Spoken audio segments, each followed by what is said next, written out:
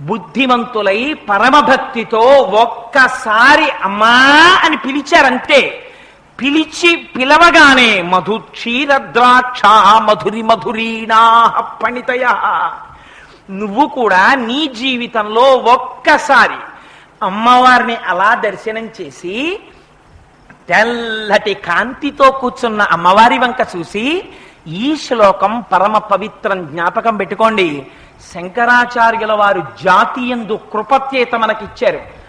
ఆడ మగ పిల్ల పెద్ద ప్రతి వారికి శ్లోకం నోటికి రావాలి, తప్పులు లేకుండా చదవాలి. ఇందులో ఒక గమ్మత్తుంది ఆ శ్లోకంలో. ఆ శ్లోకంలో అక్షరాలు మారాయా వ్యతిరిక్తార్థాలు వస్తాయి.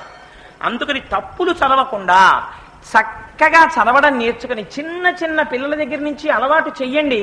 స్నానం చెయ్యగానే ఒక్కసారి అమ్మవారి దగ్గరికి వెళ్ళి ఆ కట్టుకున్న తువ్వాలతోటో అందులో బాలల భక్తికి అమ్మవారు పొంగిపోతుంది. కూర్చుని అమ్మా శరజ్యోత్స్నా సుక్తాం శశియుత జటాజూటమకుటాం వరత్రా సత్రాన స్ఫటిక ఘుటికా పుస్తకరాం సకృన్నత్వా నత్వా కథమివ సతాం సన్నిదదతే మధు క్షీరద్రాక్షా మధురి మధురీణా ఫణితయః అని రోజు అది చదవడం నేర్పండి. మీరు 1,000,000 రూపాయలు ఇచ్చినప్పుడు మీ మనవడిని రక్షించుకున్న కన్నా ఈ ఒక్క శ్లోకాన్ని మీ మనవడికి మీరు నేర్పారా, వాడి జీవితాన్నంతటిని మీరు రక్షిస్తారు. ఏదో ఒకనాడు వాడలా చెప్పగా చెప్పగా చెప్పగా చెప్పగా వాడి మనస్సు నిలబడుతుంది. ఆనాడు అమ్మ కృప వాడి ఎందు ప్రసరిస్తుంది. అమ్మ అనుగ్రహం కలిగిందా వాడు ఏ స్థితికైనా వెళ్ళొచ్చు. అందుకని ప్రతి వాళ్ళు మాకెందుకండి, మేము పెద్దవాళ్ళం అయిపోయాయి కదా, మాకెందుకు ఈ శ్లోకాలు అనుకోకండి. జ్ఞానము కావాలి కదా, భగవత్ సంబంధమైనటువంటి జ్ఞానము ఆత్మజ్ఞానము లోపల స్థిరపడడానికి అది ప్రసరించడానికి పరమ హేతువైనటువంటి గొప్ప శ్లోకాన్ని ఇవాళ శంకర భగవత్పాదులు మనకి కృప చేశారు. అందుకని అందరూ నా విజ్ఞాపన తప్పులు లేకుండా చదవడం మాత్రం ఈ శ్లోకాన్ని అలవాటు చేసుకోండి. ఇదొక శ్లోకం. దృశాద్రాఘీయస్యా దరదలిత నీలోత్పల రుచ దవీయాంసం దీనం స్నపయ కృపయా మమపి శివే అనేనాయం ధన్యో భవతి నచతే హానిరియత వనే వా హర్మ్యే వా సమకర నిపాతో హిమకరః. ప్రతి వారి ఇంటి పూజా మందిరంలోనూ శంకరులు ఉండాలి. ఆదిశంకరులు పద్మాసనం వేసుకు కూర్చున్నటువంటి ఫోటో ఉంటే మీ మనవడికి వచ్చి రాని మాటలప్పుడు మీరు తీసుకెళ్లి కూర్చోబెడితే మీరు జపం చేసుకుంటున్నప్పుడు వాడు వచ్చి మీ తొడ మీద కూర్చుని తాతగారండి ఆయన ఎవరండి అని అడిగితే ఆ శంకరుల యొక్క వైభవాన్ని మీరు ఒక్క 10 మాటలు చెప్పి మీరు ఒక్క శ్లోకాన్ని ఇలాంటిది నేర్పారా మీ వంశమే చరితార్థం అయిపోవచ్చు. అంతటి మహాభక్తుడు కావచ్చు, అంతటి మహాపండితుడు కావచ్చు, ఒక గొప్ప కవి కావచ్చు, మహాజ్ఞాని కావచ్చు, లేదా లౌకికంగా పెద్ద పొజిషన్లోకి వెళ్ళి 10 మందికి భిక్ష పెట్టిన వాడు కావచ్చు. అందుచేత ఇవి అమృత గుళికలు. అంతవరకు ఎందుకు, మీకు ఒక్క విషయం విజ్ఞాపన చేస్తాను. దేవీ భాగవతంలో అమ్మవారి అనుగ్రహం గురించి ఒక కథ ఉంది. అందులో పూర్వకాలంలో దేవదత్తుడు అని ఒక బ్రాహ్మణుడు ఉండేవాడు. ఆయనకి కొడుకులు లేరు. ఆయనకి కొడుకులు లేకపోతే ఆయన పుత్రకామేష్టి అనేటటువంటి ఇష్టి చేశాడు కొడుకుల కోసం.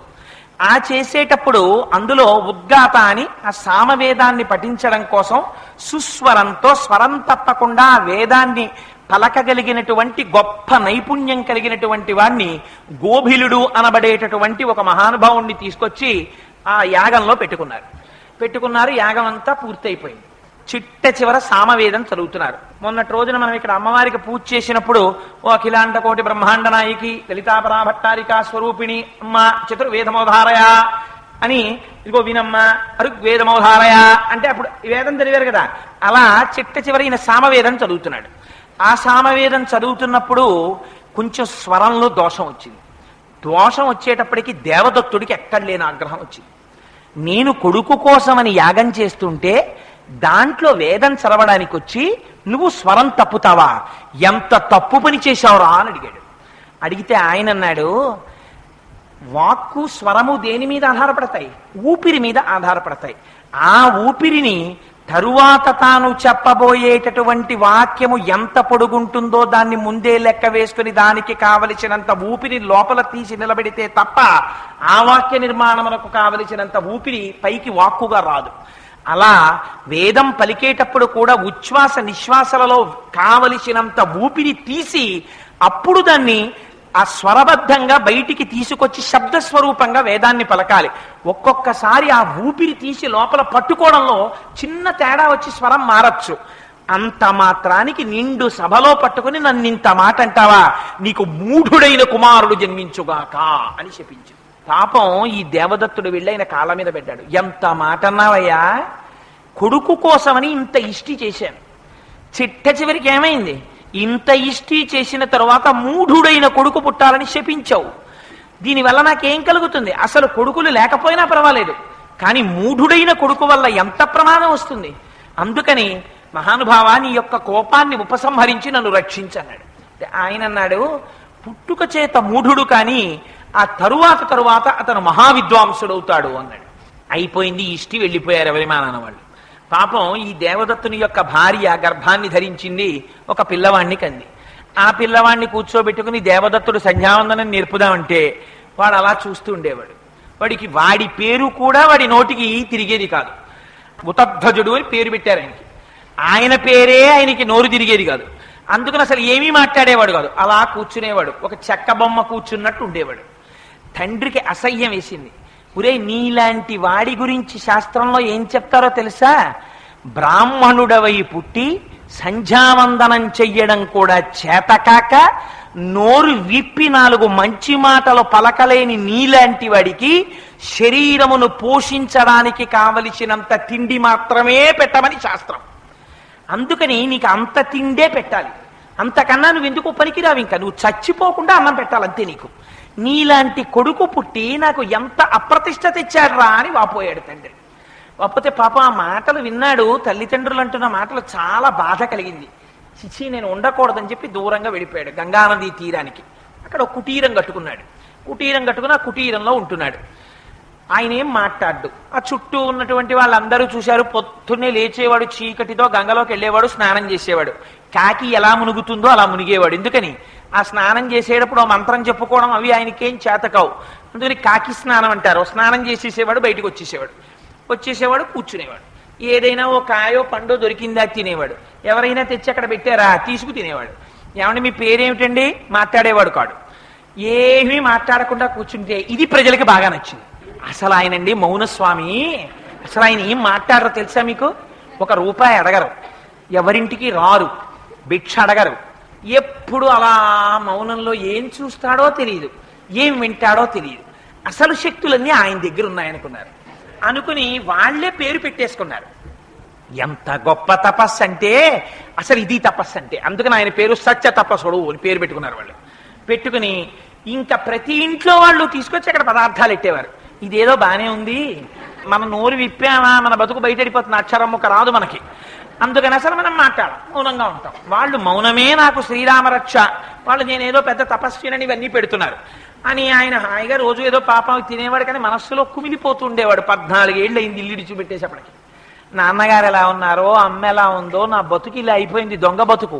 రేపు పొద్దున్న ఎప్పుడైనా ఒక్కసారి నోరు విప్పానా కర్రలెట్టి కొడతారు నన్ను. నేనేదో తపస్విని అనుకుని వీళ్ళు పెడుతున్నారు, తింటున్నాను, కూర్చుంటున్నాను. ఈ పర్ణశాల నేను తప్ప నాకేమీ తెలియదు, బయటికి వెళ్ళడానికి భయం, ఎవడేం అడుగుతాడో భయం, ఎవడన్నా కనపడేటప్పటికీ కళ్ళు మూసుకు కూర్చోవాలి అని అలా కూర్చున్నాడు. పాపం కూర్చుంటే ఆయన దురదృష్టమో ఆయన అదృష్టమో ఒక రోజున ఒక పెద్ద వేటగాడు వచ్చాడు. వాడు సాక్షాత్ కాలయముళ్ళే ఉన్నాడు. నల్లటి శరీరం, ఎర్రటి కళ్ళు. ఆయన వస్తూ ఒక అడవి పందిని తరువుకొచ్చాడు. తరువుకొస్తే ఆ అడవి పంది యొక్క డొక్కలో ఆ కిరాతుడు విరిచిపెట్టినటువంటి బాణం గుచ్చుకుంది. అది నెత్తురోడుతూ తప్పుకోవడానికి మార్గం లేక పరిగెడుతూ ఈయన ఉన్నటువంటి ఆ పర్ణశాలలో యొక్క తడికి తోసుకుని లోపలికి వచ్చింది. ఈయన ఏదో కళ్ళు మూసుకుని అలా కూర్చున్నాడు. పాపం ఏంట్రా ఈ ఎల్లరని కళ్ళు తెరిచాడు. ఎదురుగుండా పంది కనపడింది. ఆ పంది డొక్కలో బాణం, అందులోంచి రక్తం వరద కింద కారిపోతోంది. నోరు తెరిచి అల్లల్లాడిపోతోంది, కన్నుల వెంట నీళ్లు. వెనక వచ్చేస్తున్నాడు. హుప్ అంటాం ఎగురేటప్పుడు. హుప్ అంటే అర్థం ఏంటంటే అదేనా బీజాక్షరమా అంటే అదో మాట అంటాం అంతే మనం. అలా ఆ పందిని చూశాడు. ఆయన మనస్సు ఒక్కసారి లయమైపోయింది. మనస్సులో అపారమైన కారుణ్యం కలిగింది ఆ పంది పట్ల. తనకి తెలియకుండానే ఐం అన్నాడు. అని ఇదేదో బానే ఉంది, ఈ అక్షరం ఏమిటోనో ఇన్నాళ్ళకి నోరు విప్పానని ఆ అక్షరమే 2-3 మాటలు అన్నాడు. అంత తీవ్రంగా మనస్సులయమైపోయినటువంటి స్థితిలో అమ్మవారి సారస్వత బీజాక్షరం ఆ అక్షరం. ఆ బీజాక్షరాన్ని నోటి వెంట పలికాడేమో అమ్మవారు ఒక్కసారి ప్రసన్నమైన దృక్కులతో చూసింది. చూసేటప్పటికి ఇంకేముంది, అమ్మ చూసిందా, మహాపండితుడైపోయాడు. కిరాతుడు వచ్చాడు. వచ్చి, మహానుభావ, మీరు సద్బ్రాహ్మణులు తపస్సు చేస్తున్నారు, నేను పందిని కొట్టాను, ఆ పంది ఎక్కడ దాక్కుంది చెప్పండి అన్నాడు. చూశాడు ఆయన. అక్కడే ఆ ఉతధ్యుడు చూసేటప్పటికీ అక్కడే ఉన్నటువంటి ఒక పొదలో పడుకుంది పాపం, అది ప్రాణభీతితో. ఈ పంది ఇక్కడే ఉన్నది అని చెప్పాడా? పంది ప్రాణాలు తీసేసినటువంటి పాపంలో కొంత భాగం తన ఖాతాలో పడుతుంది. పంది సంగతి నాకు తెలియదన్నాడా? సత్యం చెప్పిన దోషం తన ఖాతాలో పడుతుంది. ఇప్పుడు పాండిత్యం రావడం వల్ల ప్రమాదం వచ్చింది. ఇప్పుడు ఏం చెప్పాలి, నిజం చెప్పాలా అబద్ధం చెప్పాలా ఆలోచించాడు. ఆలోచించి వెంటనే అమ్మవారి అనుగ్రహంతో మహాపాండిత్యం వచ్చేసింది కదా. ఆయన అన్నాడు, యా పశ్యతి నసాబ్రూతే యాబ్రూతే సానపశ్యతి అహో వ్యాధ స్వకార్యార్థిన్ కిం పృచ్ఛసి పునః పునః అన్నాడు. ఓ వ్యాధుడా, ఓ నిషాదుడా, ఓ బోయవాడా, ఓ జంతువులని చంపేవాడా, ఓ కిరాతుడా, ఎందుకన్ని మాటలు అడుగుతావు? ఏది చూస్తోందో అది చెప్పదు, ఏది చెప్తుందో అది చూడదు. అందుకని ఇంత అడవిలో నీకు ఇంకో జంతువు దొరకదా, పో అన్నాడు. ఏమిటి ఇందులో అర్థం? చూసేదేది కన్ను, చూసిన కన్ను చెప్తోందా? చెప్పట్లేదు. చెప్పేదేది నోరు, చెప్పిన నోరు చూస్తోందా? చూడటం లేదు. చూసేది చెప్పదు, చెప్పేది చూడదు. ఎందుకయ్యా నన్ను దింపుతావు మధ్యలో? ఇంకో చోటుకు పోవాలి. నిజం చెప్పాడా అబద్ధం చెప్పాడా? నిజమే చెప్పాడు, అబద్ధము చెప్పాడు. కానీ ఆ అబద్ధం ఎందుకు పనికొచ్చింది? వేరొక ప్రాణి యొక్క ప్రాణములను నిలబెట్టడానికి పనికొచ్చింది. అలా అబద్ధం చెప్పినా అది సత్యము కిందకే వస్తుంది. అందుకని ఒక్క బీజాక్షరాన్ని పలికినంత మాత్రం చేత ఆనాడు ఉతచ్చుడు ఎంత గొప్ప పండితుడైపోయాడయా. అమ్మవారి అనుగ్రహం ఉంటే ఎవరినైనా అమ్మ మార్చేయలేదా?